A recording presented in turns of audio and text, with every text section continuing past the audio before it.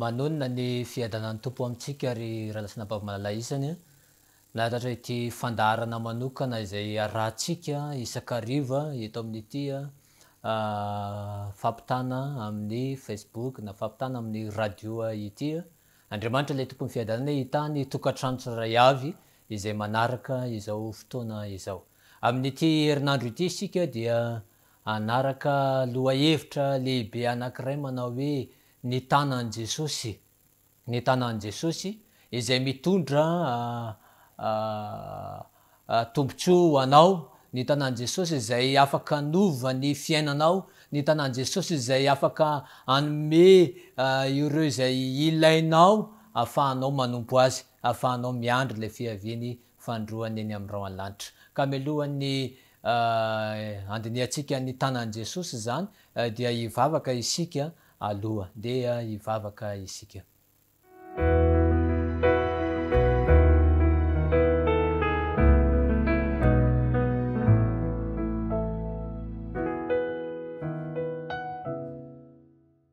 Jehovah Tompo, Rainay Masina ozy any an-danitra,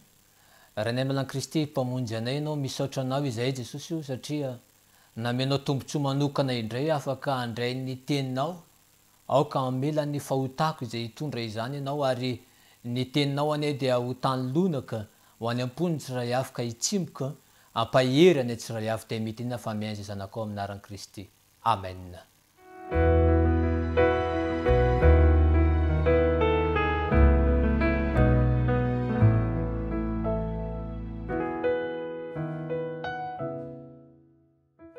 Ny tanan'i Jesosy izay no lohahevitra izay hodiniantsika eto mandritra ny herinandro. Amin'ity andro voalohany ity dia hijery manokana isika manao hoe ny tanan'i Jesosy dia tanana mamela heloka, tanana mamela heloka. Ka tanana mamela heloka anazy dia hijery tantara anankiray isika riavana ao amin'ny Jaona 9, Jaona 9 manomboka eo amin'ny 1:1 ka hatramin'ny 2:10 tantara izay efa tsy zoviana amintsika fa misy vehivavy anankiray izay tratra nijangajanga ao anatin'ity tantara ity ary teo anatin'ny tontolo-kevitra hita eto amin'ny tantara ity dia teo ny Jesosy, teo ihany koa ny vahoaka ary teo ny mpanoradalàna sy ny fariseo. Eo anatin'ireo tantara ireo no ahafahantsika mandray lesona ary mahita fa ny tanan'i Jesosy dia mamela heloka mandrakariva. Eo amin'ny Jaona 9:1 ary andeha ho jerentsika sy ny 2:2. Andeha ho vakiantsika amin'ny anaran'i Kristy fa azy ny teny. Jaona 9:1 sy ny 2:2. Amin'ny anaran'i Jesosy. Fa Jesosy kosa nakany an-tendrombohitra Oliva ary noho ny maraina koa dia nakeo an-kianjan'ny tempoly indray Jesosy ary ny vahoaka rehetra nanantona azy dia nipetraka izy ka nampianatra. Hitantsika eto amin'ity andininy ity zany fa ny vahoaka dia nanaraka an Jesosy ombeny. Naiza misy an Jesosy dia hitantsika fa teo foana ny vahoaka ary Jesosy kosa tetsakilany dia nataony dia nampianatra. Nampianatra ireto vahoaka ireto. Andino fahatelo. Ary nisy vehivavy anankiray azo nijangajanga neto amin'ny mpanoradalàna sy ny fariseo ary rehefa napetrany teo afovoany izy dia hoy izy ireo tamin'ny mpampianatra ity vehivavy ity dia azon'olona tanana nijangajanga. Hitantsika fa nisy vehivavy anankiray netin'ny olona avy tany niaraka amin'ny mpanoradalàna sy ny fariseo. Netina taiza le izy, netina teo anatrehan'i Jesosy. I Jesosy nampianatra tsara iny zany dia zao tonga avany ny vehivavy anankiray netina teo anatrehan'i Jesosy. Asa na tao an-tsain'ireto mpanoradalàna sy ny fariseo reto hoe mpitsara ve niveriny an Jesosy. Asa na tao an-tsain'ireto olona izay nitondra azy reto hoe i Jesosy ve no afaka hitsara ity vehivavy ity. Fa raha mahita ny toy any tantara isika dia tsy mipetraka amin'ny toeran'ny mpitsara Jesosy. Fa eto Jesosy dia nipetraka manokana amin'ny mpamela heloka anazy. Ireto olona ireto dia nitondra any vehivavy anankiray ity mba ho toraham-bato. Nitondra an'ity vehivavy ity mba ho entina eo amin'ny Jesosy mba ahitany izay mpanganana azy ary ahitany Jesosy hanameloka anazy ireto fariseo sy mpanoradalàna reto. Kanefa tsy izany ry havana nataon'i Jesosy. Tsy nanameloka Jesosy. tsy nitorabato ilay vehivavy Jesosy fa raha mijery isika antoy any tantara ao amin'ny Jaona toko favalo ihany eo amin'ny andininy fafito somary dingantsika eo amin'ny andininy fafito dia hoy izy amin'ny anaran'i Jesosy ary raha naharitra nanontany azy ireo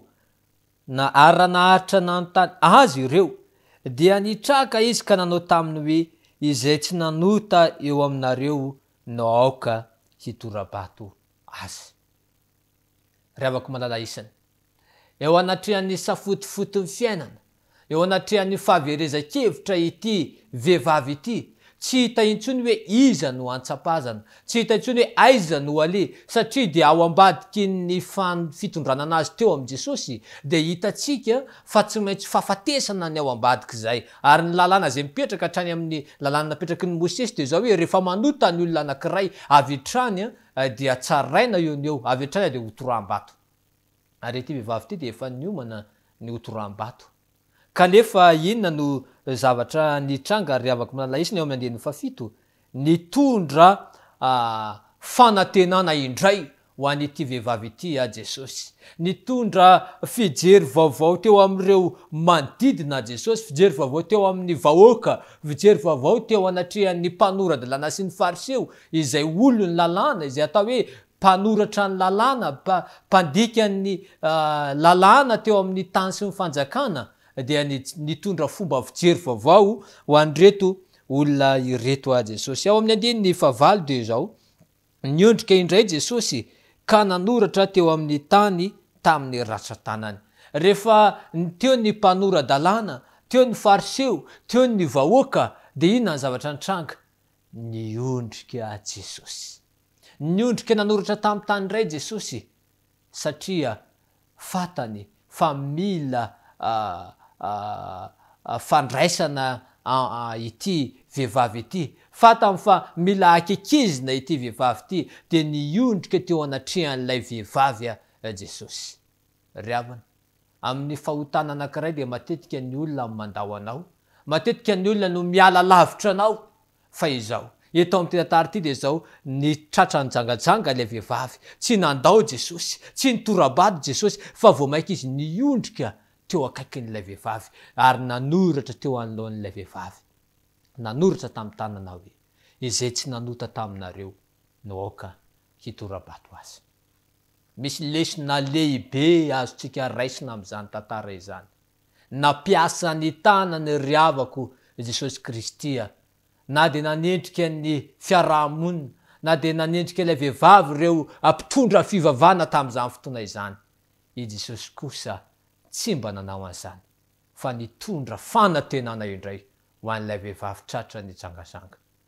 nisoratany teo amin'ny tany nampiasa ny tanany mihitsy izy mba hitondra famonjena ho an'ity vehivavy ity. Hoy ny boky anankiray nosoratan'ny mpanoratra malaza anankiray mitondra ny lohateny hoe ny dia eo amin'ny Kristy ao amin'ny takila fa 730 sy ny takila fa 700 paragrafy faefatra sy ny paragrafy voalohany amin'ny takila fa 700 manao hoe ny boky dia eo amin'ny Kristy zany milaza n'izy ity manao hoe raha hitanao ny alehibean'ny fahotanao raha hitanao izy ny toetra ratsinao aza mamoy fo fa hamonjy mpanota ny nahatongavan'i Kristy teto amin'izao tontolo izao tsy isika no ampiavana ny tinantsika amin'Andriamanitra fa indro ny fitiavana mahagaga Andriamanitra ao amin'ny Kristy no mampiavana izao tontolo izao taminy. Fanantenana manahoana ry havako izany teny izany araka ny resany eo amin'ny tapavoalohany dia izao hoe na inona zany alehibean'ny fahotana vitanao mety efa ianao mihitsy ny lehibe ny mpanota angambany mety efa tratra tahaka ity vehivavy ity hoe very fanantenana ianao mety efa ho kivy ianao ary resany ohatra hoe na inona toetra ratsinao izy ao amin'ny andininy ao amin'ny tapany faharoa dia izy manao hoe aza mamoy foa ry havako tahaka an'ity vehivavy ity efa namoy fo izy efa verevitra izy fa fahafatesana ao ambadika izay fijangajangana izay nataony izay kanefa ny ten'Andriamanitra dia nampitondra fanantenana azy indray ary izy manao hoe fa hamonjy ny mpanota ny nahatongavan'i Kristy teto amin'izao tontolo izao tsy hamonjy ny marina zany Jesosy, tsy hamonjy ireo zay mihevy tena ho zavatra zany Jesosy ka hoe tsy mety ho diso, fa ireo mpanota mihitsy ry havako no vonjeny Jesosy. Ary apôstôly Paoly dia niresaka an'izany manao hoe amin'ny mpanota ozy izy dia izao lohany, izy no lehibe ny mpanota, ary izy no lohany, ary amalohan'ny mpanota anazy dia izy no mila famonjena voalohany. Ry havana, amin'ity anio ity dia izao nanorotra tamin'ny tany ny tanàn Jesosy nitondra famelan-keloka ho an'ity vehivavy tratra nitsangatsanga ity. Ho anao izay mihaino izao sy fandarina izao sy mijery izao fandarina izao dia izao afaka mamonjy anao Jesosy, afaka mamela heloka anao Jesosy, fa izao ny takina aminao dia izao tahaka ilay vehivavy. Raha mbola tany ambadimbadika tany izy, raha mbola tsy tratra tamin'izany fahotana izany izy, dia izao tsy afaka nitondra famelan-keloka Jesosy, fa nakanisany teo amin'ny Jesosy no nitondrany Jesosy famelan-keloka ho azy. Raha te ho avela amin'ny fahotanao ianao, raha te ho afaka amin'ny fahadisoanao ianao, tsotra be ny tokony ataontsika anio. Aoka nantona an Jesosy isan'andro isika, aoka ho apetratsika eo amin'ny Jesosy ireo fahotana zay vitantsika, aoka ho afoitsika izany, satria inona tokoa moa ny zavatra nitranga ry havako manalaisa ny ao aorianan'izay, inona nataon'ny tompo tamin'ity vehivavy ty, ary inona nambaran'ny tompo taminy, resahany fa izao reo amin'ny andininy fasivy dia hoe ary raha nandre izany izy, ao amin'ny Jona 4:27 zany dia manao hoe ary raha nandre izany izy dia nivoaka tsaray hatramin'ny zokondrokony ka hatramin'ny zandrindrandrina, ary Jesosy irery ihany no sisa teo sy ilay vehivavy. 10 Ary rehefa nitraka Jesosy dia hoy izy tamin'ny raha vehivavy, aiza ireny? Tsy nisy nanameloka anao va? Ary hoy izy, tsy misy tompoko. Dia hoy Jesosy, izao koa dia tsy manameloka anao, mandehana, ary amin'izao sisa izao dia aza manota intsony. Tsy hoe zany tratra nitsangatsanga ilay vehivavy dia navelan'i Jesosy dia nalefa nandeha indray dia avy eo mbola nanohy ny fitsangatsangany indray, tsy izany nataony ry havako manalaisany, fa niteny Jesosy manao hoe amin'izao sisa izao mandehana ary aza manota intsony. Manana fanantenana isika fa mamela ny helokontsika Jesosy, ary ao aorianany amelan'ny fahotantsika dia izao tokony tsy amerina izany intsony isika. Ny tompo dia miteny sy milaza ao amin'ny Matio 9, ijerintsika ao amin'ny filazantsarany Matio 9, manomboka eo amin'ny 1:5 ka hatramin'ny 10 izy ity dia vavaka nampianarin'ny tompo. Betsaka amintsika no mahazo famelan-keloka avy amin'Andriamanitra, maro amintsika no mahazo izany famelan-keloka avy amin'ny Jesosy izany, tahaka ity vehivavy ity izay nahazo izany famelan-keloka izany. Kanefa indraindray koa isika io dia ananan'ny olona ananan'Andriamanitra trosa. Le trosa eto dia izao tsika avelan'Andriamanitra ny fahotantsika, kanefa koa misy olona izay mila ny famelan-keloka avy amintsika, mila famindrapo avy amintsika,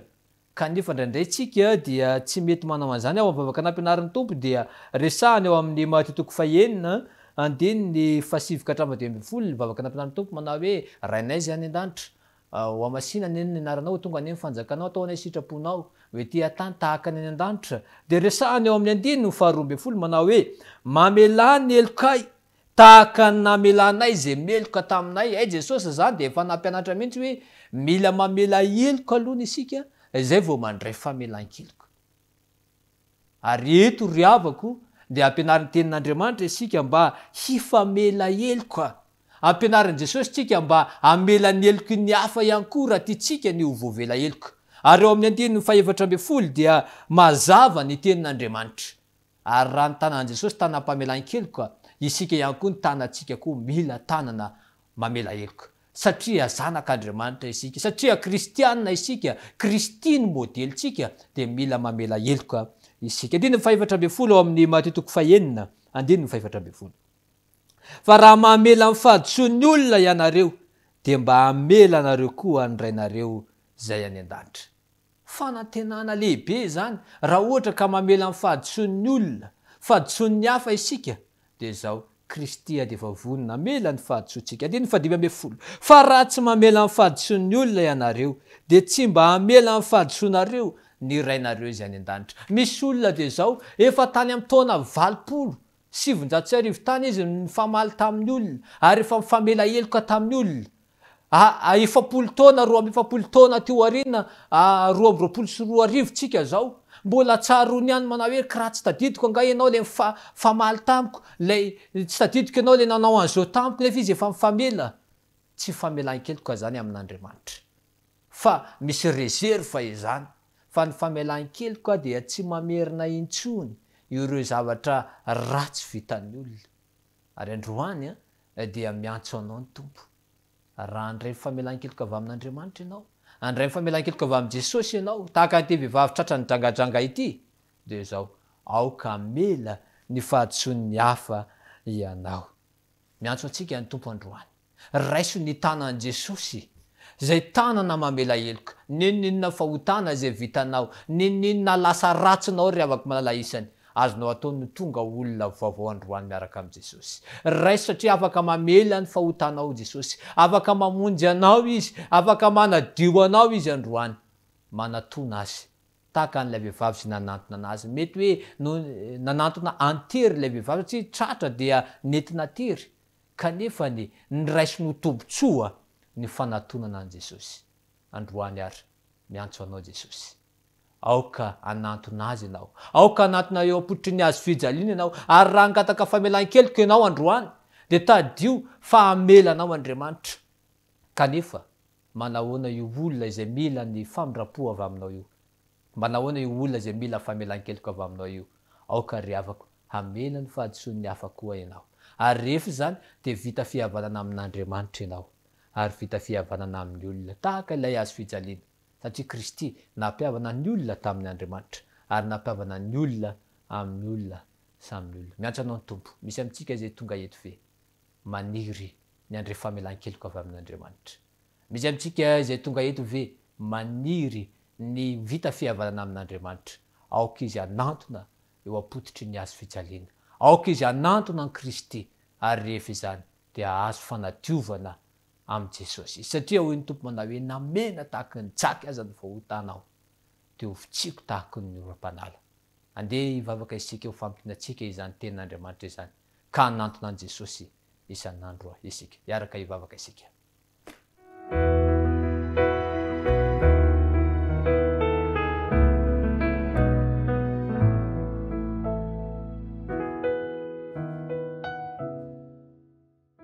tompo Andriamanitra eo rany masina zay an-danitra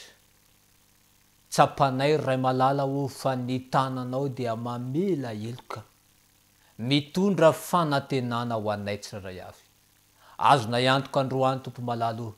fa ho vita fihavanana aminao izay azonao antoka androany tompo malalo fa eo anilanay mandrakariva ianao nampianarinao ihany koa nefa izay Jesosy fa raha andray famelan-keloka dia tsy amerina intsony mifonany am'ireo lasa ratsinay izay ny am'ireo fahadisoana zay vitanay fa aoka ho vita fihavanana aminao izay nampianarinao koa zay androany Jesosy eo fa raha mamela ny heloko ny hafa izahay teo avoavela heloka inona moa ny sakana tsy tokony hamelanay ny heloko ny hafa raiso ny fanoloran-tenanay tsirairay avy tompo malala ka ho voavela ny heloka tsirairay avy voavela ny heloko ny hafa ho vita fihavanana aminao izahay ary ho vita fihavanana amin'ny olona rehetra amin'ny anaran'i Kristy nanona zany vavaka izany amen